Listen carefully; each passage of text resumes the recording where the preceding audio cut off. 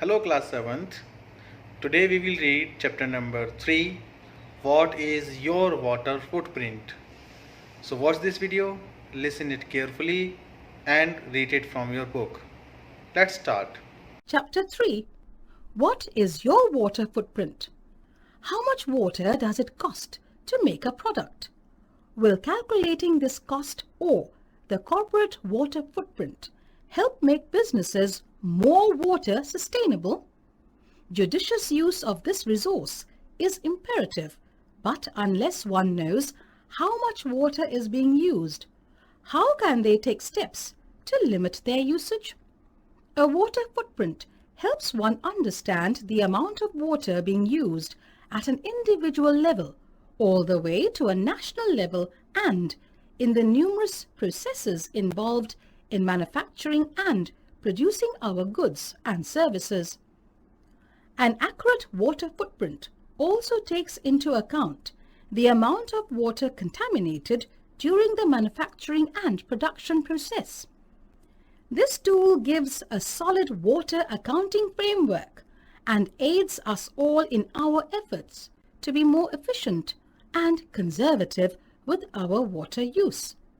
The water footprint of an individual is the amount of water he or she uses in and around his or her home, school or office throughout the day.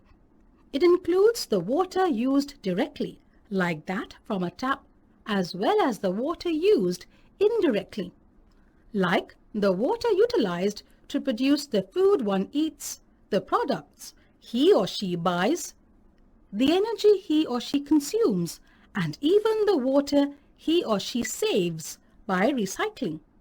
What do you mean by recycling?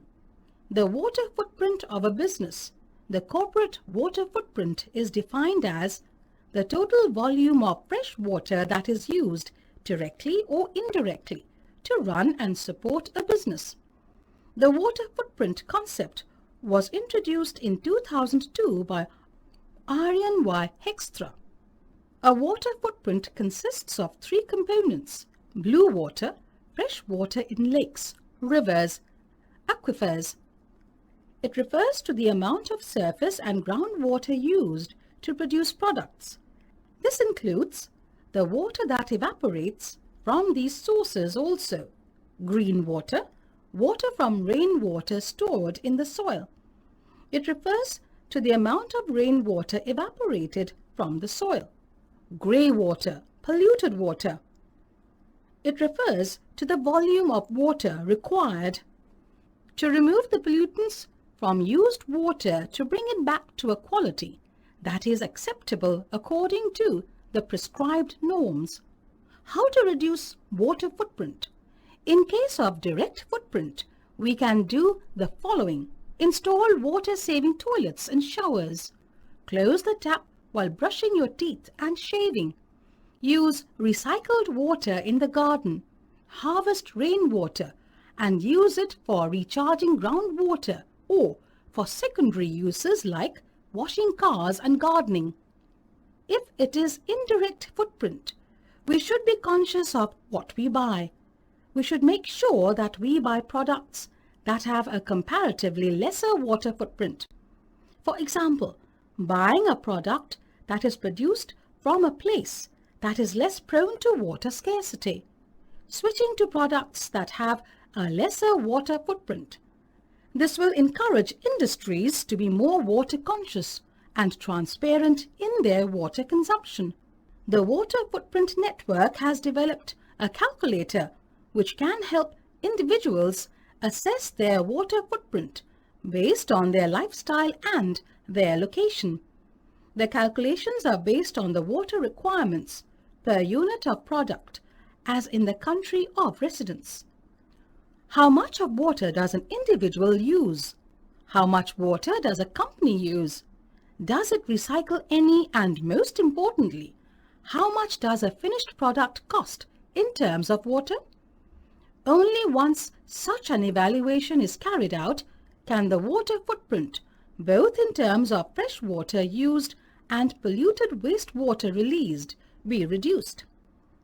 A transparent water accounting of an industry's needs is a tool that can lead to better response strategies.